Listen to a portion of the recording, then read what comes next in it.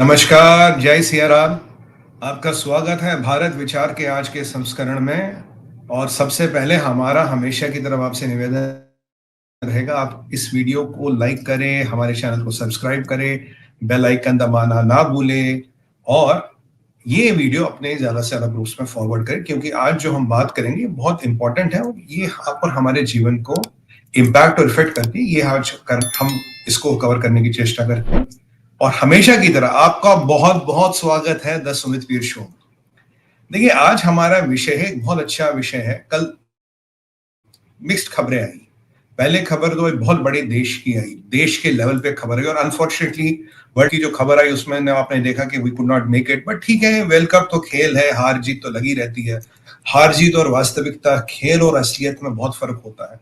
मैं जानता हूँ आपको बुरा लगा होगा, हर भारतीय को शायद बुरा लगा हो, पर खेल को खेल की तरफ ले और दिल पे ना ले, मैं तो यही निवेदन कर सकता हूँ आपसे। देखिए, सबसे इंपॉर्टेंट जो खबर आई, जो कल वर्ल्ड कप के शोर शराबे में दब गई, पर हम मीडिया से और जो लोग जुड़े हैं, हम जैसे लोग जो टीवी यूट्यूब इधर उधर सब जगह अपने विचार विमर्श करते हैं, हमें तो पता रहती है साहब। कल सबसे बड़ी खबर आई साहब, जो मुझे उम्मीद है आप लोगों ने भी नहीं देखी होगी, क्योंकि कल वर्ल्ड कप का ऐसा हूल हंगामा। ये मैं अपने एडिटर जी से निवेदन करूंगा, पहला चित्र दिखाएं ताकि आपकी तबीयत थोड़ी खुश हो जाए। मैं जो आपको कल वर्ल्ड कप से दुख हुआ है उसको मैं थोड़ा सुख में परिवर्तित करने का प्रयास करूंगा जी।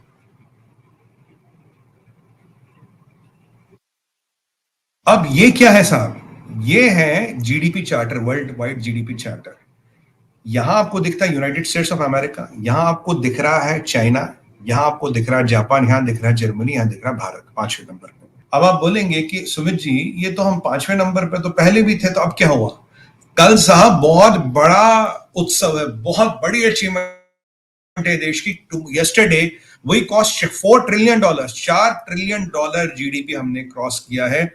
और हम केवल तीसरी ऐसा मुल्क है, मतलब अमेरिका है, फिर चाइना है, फिर ये जापान है, जर्मनी, और फिर हमारा तीसरा ऐसा देश है जो 4 ट्रिलियन से ऊपर जा चुका है।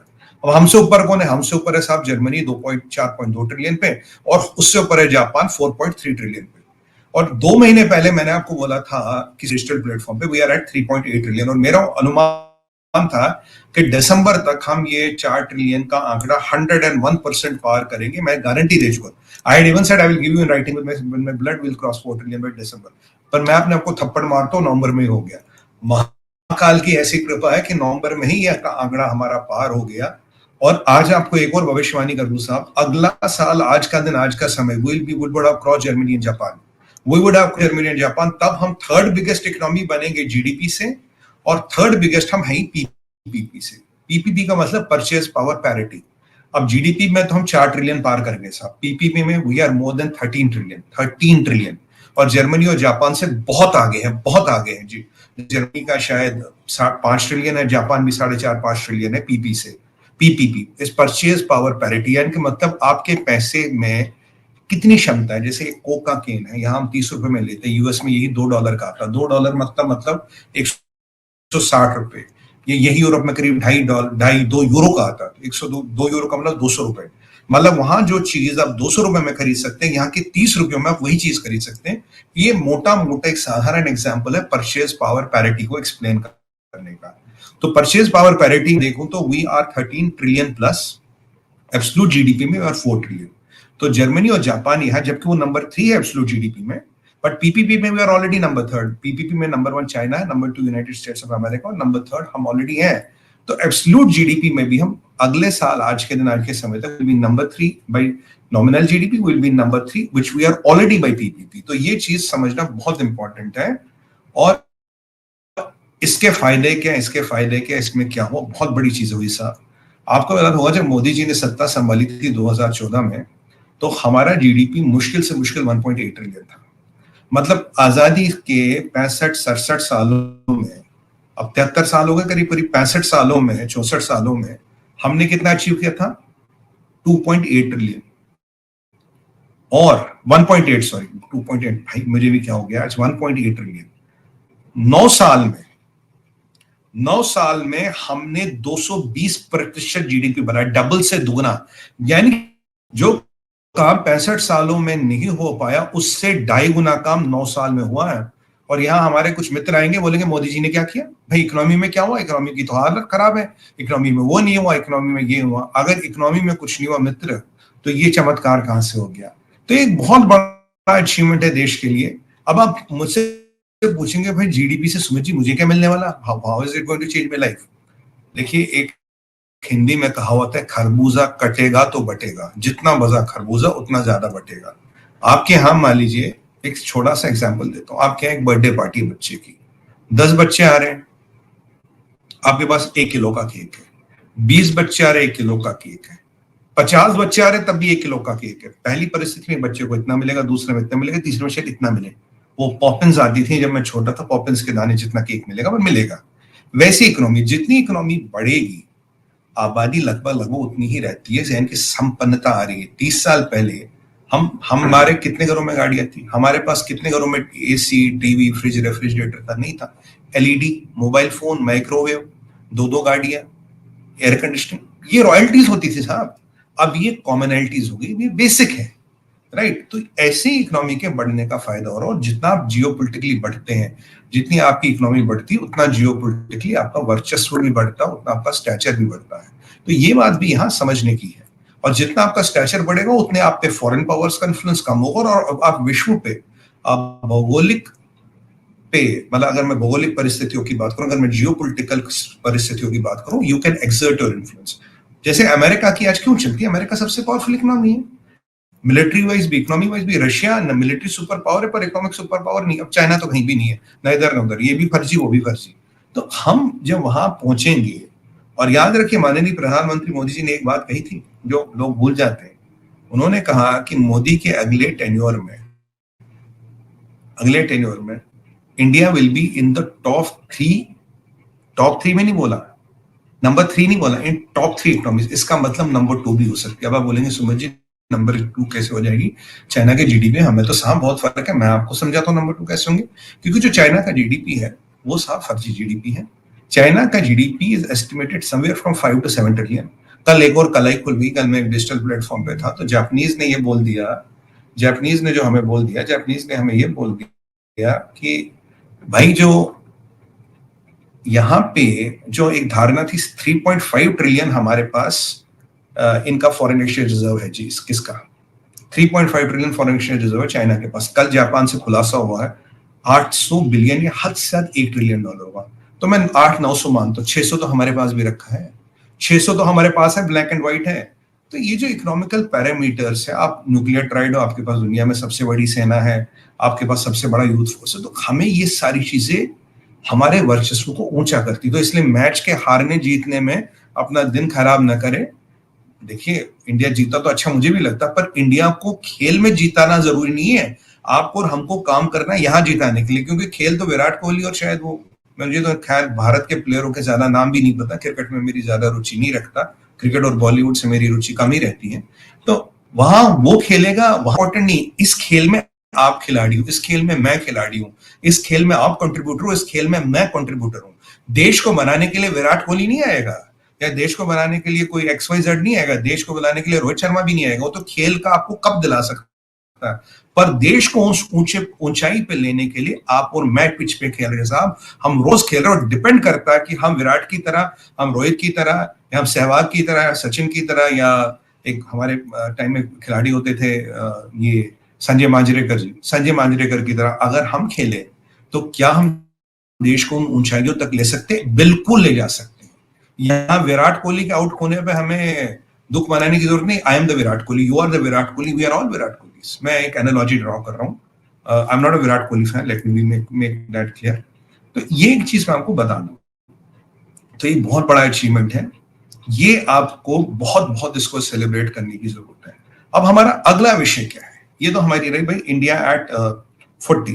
देखिए, हमारा अगला विषय रहेगा इस्लामाइजेशन की रियलिटी क्या है, फिर सोल्यूशन क्या, और फिर पाकिस्तान। तो मैं एडिटर जी से निवेदन करूंगा अपना ईवी फाइल नंबर 2 चलाए। I come from Lebanon. I was born and raised in Lebanon, which used to be the only majority Christian country in the Middle East. We were open-minded, we were fair, we were tolerant, we were multicultural. We prided ourselves in our multiculturalism. We had open border policy. We welcomed everyone to come to our country because we wanted to share with them the westernization which we had created in the heart of the Arabic world. Muslims used to send their children to study in our universities because we had built the best universities in the Arabic world. They graduated and worked in our economy because we had built the best economy in the Middle East, even though we did not have any oil. Beirut became Paris of the Middle East, the banking capital of the Middle East. In 1965, National Geographic magazine had on its front cover, Lebanon, Eden of the Middle East.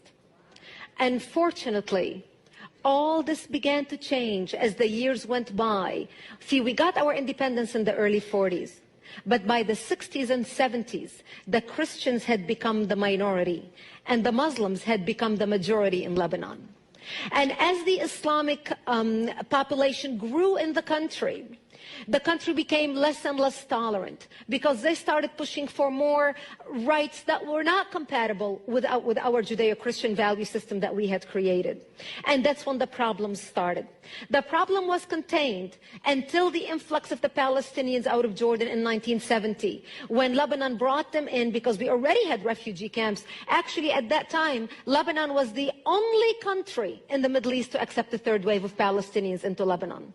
The majority of them were Muslims. They put their heads together with the Muslims in Lebanon and declared jihad on the Christians. What they wanted to do is create a base from which to fight Israel, kill the Jews, and throw them into the sea. Something they tried to do in Jordan. Yasser Arafat and the Palestinians tried to do in Jordan, but they failed because of the dictatorship of the king. Yet they were able to come to Lebanon, use our open-mindedness, our fairness, our tolerance, our multiculturalism, and our democracy to topple our democracy. ये देखा आपने, ये मैंने कोई video नहीं बनाया है, ये मैंने आपको लेबनान की कहानी सुना दी आज। अब लेबनान आज किसके लिए नोन है साहब? ये Lebanon, this is what happened in Lebanon. What is Lebanon known today for? Hassan Nasrallah. What is Lebanon today known for? Hezbollah. What is Lebanon today known for? Jihad. What is Lebanon today known for? 80% of the people live below the poverty line. इनके खाने पीने के भी वांदे हैं। This is what Islamization does. This is जब इस्लामीकरण होता है तो ये चीजें एक बट नेचुरल आउटकम है। तो भाई साहब, तो मेरी बहन, मैच में क्या हुआ उस पर चिंता ना करिए। ये जो खतरे खड़े हैं ना, कब इसको मिले उसको मिले की बात है, वो खेल है। पर ये जो खतरे खड़े हैं ना, ये आपके और मेरी जिंदगी के मैच में क्या होगा, ये उसको, उस चीज को मैं दर्शाना चाहता हूँ। I am not concerned about match. अब आपको दूसरा वीडियो दिखाता हूँ, प्रोपेगेंडा कैसे की जाती है। It makes me feel that as a Muslim woman in this country, no matter how hard I work, no matter how good I can be, it will never be enough, because apparently Muslims and Palestinians are inherently terrorists according to the system here, according to the narrative of the media and according to the narrative of the politicians. Drop the bomb. Nothing will ever be able to take back this moment. This moment of triumph, this moment of resistance, this moment of surprise, this moment of humiliation on behalf of the Zionist entity.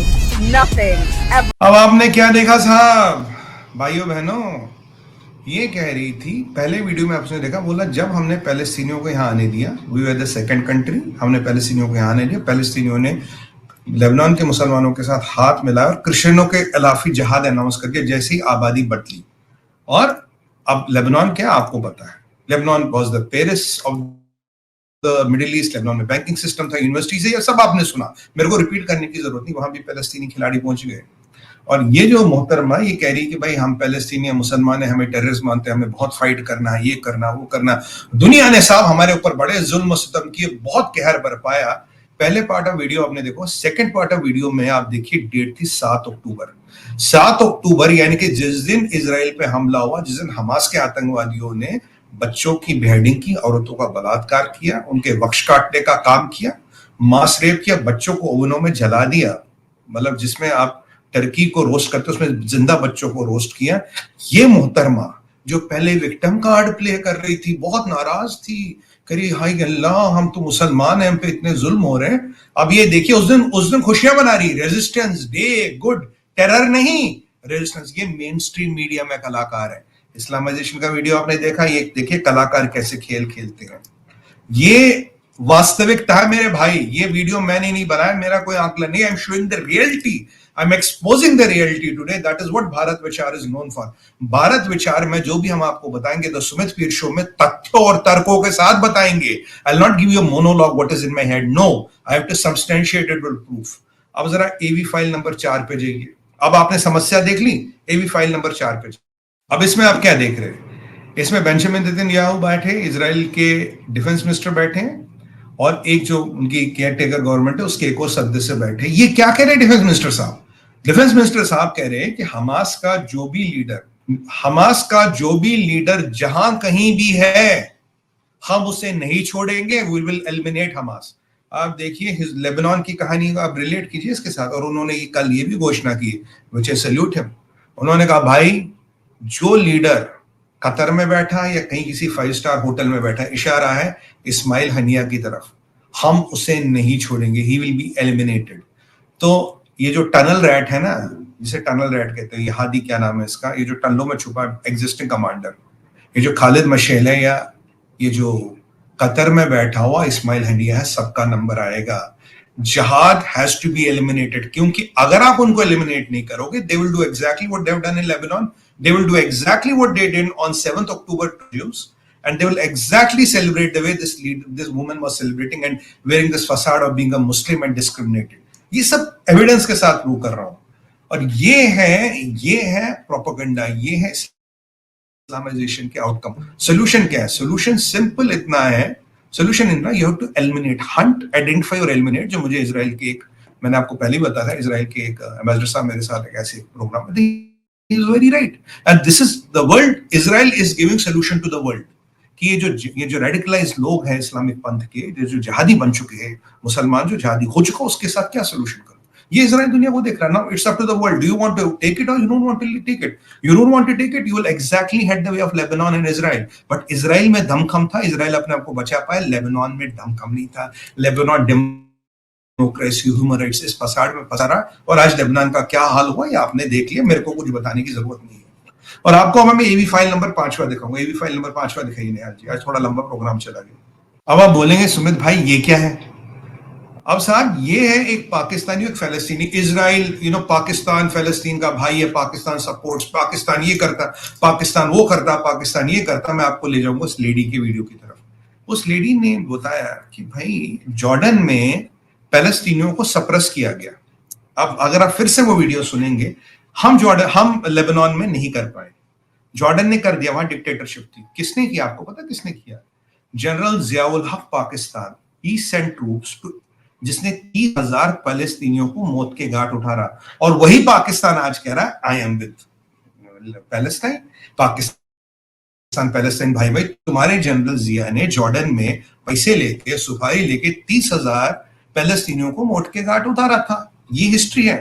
और आज की आपको बड़ी खबर सुनाओ। अब आप मुझे वो पाकिस्तानी है कि बोले ये तो सुमित जी बहुत पहले हुआ था, आज तो हम पूरे जहादी, पूरा खून का जहाद है। बिल्कुल, आज हम उनके साथ है। आज मैं आपको हकीकत बताऊं, खबर आई है 150 मिलीमीटर मोटार, ये लगता है मोटार यूज होता है युद्ध में।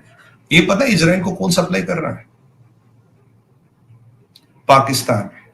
155 मिलीमीटर मोटार जो इजराइल यूज कर रहा हमास और हमास के टेररिस्टों के अगेंस्ट, उसे सप्लाई कर रहा पाकिस्तान। ये खबर आज आई है।